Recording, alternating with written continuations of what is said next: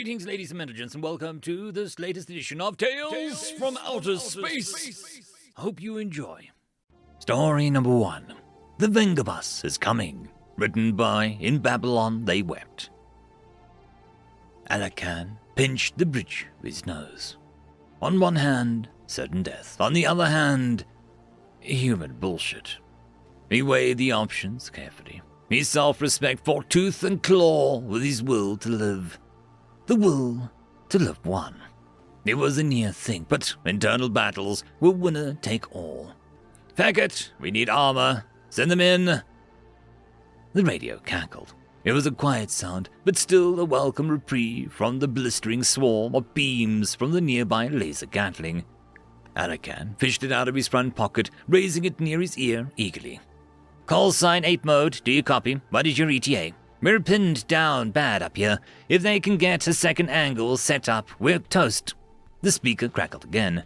There was a sound like a horn on the other end. Maybe an alarm. Call sign 8 mode. Is your vehicle intact? There was no verbal response back, but a faint chanting could be heard in the background, just beyond the range of his hearing.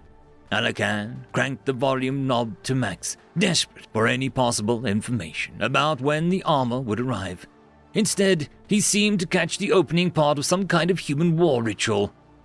We like to party, we like to party, we like to party, we like to party, we like to party, we like... Then the radio cut off abruptly. He took several deep breaths before pinching his nose again. Fecking humans! The Vengabus is coming and everybody's jumping! New York to... The chanting was back, almost incomprehensibly loud. The Gatlings were ear-splitting on their own, but the human war chant made them seem like whispers in a library. The noise was so loud that identifying the source was almost impossible. It seemed to be coming from all sides at once, a hulking wall of sound. He reached down to shut off his comm, only to find that it was already off. Oh, it must be here then. That would explain the unwarranted assault on his ear holes. He took a peek over the edge of his foxhole and froze. Even by standards of human bullcrap, this was egregious. The tank itself was standard DFP issue. The bright yellow paint job and makeshift stop sign definitely were not. And the speakers looked borderline illegal. Strands of copper wire poked from each of the generator-sized boxes strapped, welded, and glued to random points all over the chassis. The conductor feeding each of the abominations seemed to be repurposed twinkle lights, cutting zigzags between each box before drawing into the hatch. The Gatling stopped, evidently as taken aback as everyone else on the battlefield. The moment of relative peace was replaced by the insane furor as every gun on the opposite side of the canyon seemed to realize that there was a big juicy target barreling towards them. The tank took the swarm of beans like a champion. Faint clouds of yellow smoke trailed behind the racing vehicle as its makeshift paint job was incinerated. But that was probably a blessing in disguise. The wall of noise fell down several notches as one of the Gatlings made a point of targeting the ear-splitting speakers. The tank had been content enough to absorb enemy ammo as it barreled its way towards the middle of the battle. But this was a personal affront. The railgun on the top of the vehicle locked on to the offending turret and began dropping ferroslugs. The first was more than enough to obliterate its hated foe. The other 3 were just to desecrate the memory. Each shot had an unfortunate side effect of distorting the noise coming out of the speakers, the voice going up like chipmunks with every thump of the Mac. The wheels of steel are turning and traffic lights are burning, so if you like to party, get on and move your body. The Vengabus is coming! The kinetic slug slammed into the road just behind it. The tank had been going anything less than max speed, it would have been splattered. Any sane tank operator would have launched their smoke cover, changed course, and avoided slugs by serpentining. But the maniacs in the tank were clearly insane. The hatches for the smoke cover opened, but instead of smoke grenades getting flung out from the hydraulic catapult, out flew hundreds and hundreds of gleaming chem lights. The laser gatling atop the main cannon opened up, not at any enemy, but simply while spinning in circles at maximum speed. None of this should have done a damn thing, but the effect was amazing. The lights, the noise, and the now laser effects. The enemy had been trained for what to do in a war zone, but they had no fecking idea what to do at a disco. All it took was one of them to break ranks, and the rest followed suit. Alakan watched in awe as the troops of 80 enemy combatants bolted up the side of the valley, casually pursued by the still smoldering Vengatank, chippily screaming out its war cry as the recorder device on the inside hit a well-planned loop. The Vengabus is coming, the Vengabus is coming, the Vengabus is coming, the Vengabus is coming, the Vengabus is coming, the Vengabus is coming. The noise blessedly faded to black as both made it over the hill. He climbed carefully out of his foxhole, wiping the dirt from his palms onto the front of his pants when he was done. One of the newer soldiers jogged up to him, as baffled as he'd ever been. What the hell just happened? Alakan shrugged. Trust me, they don't know either. Fecking humans! End of story.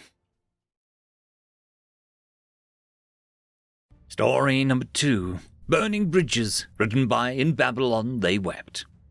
I am Calro, commander of the 2nd Armada of the HFY. We are on our way to a peacekeeping operation in the Pegasus cluster. Humanity is not our enemy, but you will be if you continue to detain us in your piss-puddle agrarian star system. Step away from the FTL launcher and no one will die. Remain in front and we will plow through your craft. Either way, you will not stop us.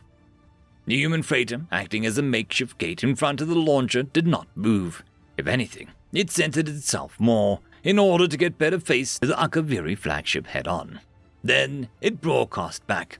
Your peacekeeping mission in the Pegasus cluster is a genocide. Allowing it to happen would be a sin against our ancestors. We may not have the men or the ships to destroy your ship, but we don't need to destroy your ship in order to keep you from the battlefield. Our Pisspuddle's name is Zion. In time, you would call it home. Calrose barely had time to ponder the nature of that threat when the launcher fired up. The EM readings on his ship went mad, and in the brief fraction of a second, he realized he'd miscalculated gravely.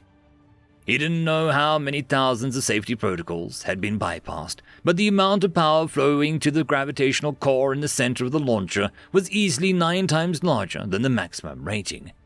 A micro-singularity formed within the space lens, and cladding ripped itself off of the hull before spiraling at near light speed around the artificial black hole. Calrose had always imagined such a catastrophe as something like a fireball, reds and oranges, lots of shrapnel and clanging. Upon seeing it in person, he realized how foolish that was. Red glows were for pokers left in hot coals. This was, for one brief moment, a star fueled on steel. It was never going to be orange. It could only be white. The accretion disk condensed further, the energy of the reactions happening near it somehow fueling the gravitational anomaly at the center. His comm system moved into death scream as the material's black body radiation moved past the X-ray spectrum, pure friction converting the material to energy more efficiently than even a fusion reactor could manage. The heat generated finally caused a full structural collapse, the spine of the station melting enough to warp the whole barrel of the launcher around the spiraling singularity, twirling it in loops like a thread around a spool. The reaction was accelerating now. Even without electricity being able to fuel the gravitational collapse, the radiation pressure alone managing to hold the system in a highly fragile state of tensegrity. He recognized the feedback loop that was happening, radiation putting gravity, gravity fueling radiation, on and on until there was no air for noise in space, but he could almost imagine a roar of the expanding cloud of ionized metal should have made as it blew past. There it was, the end of the loop. It had run out of matter to feed on, so without the balance of the comprehensive force, it expanded outwards. He was fortunate that this explosion was violent enough to atomize the particles. Even a fragment of the size of a grain of sand would have been enough to take down his flagship. As a lone ion, it could be deflected by some same magnetic field that kept the crew safe during FTL jumps. He stared numbly at the monitor. 1/3 of the Akaviri fleet stranded in a farming system. Not even a shot fired. He realized that the comm system scream had been replaced with the quiet pulse of the incoming broadcast. He accepted it without question, too lost to even be angry. Take your time recovering your senses. When you're ready, just send us a message back. We're going to need every hand we can on the harvest. There's no one out there that we can reach out for help after this. It's just us. End of story. I just quickly want to thank the Tier 5 patrons and channel members: Alithia Barkey, Cam Maxwell, Casper Arnholtz, Albarden Guster, Arcadian, Lord Azrakal, and Joachim Backer.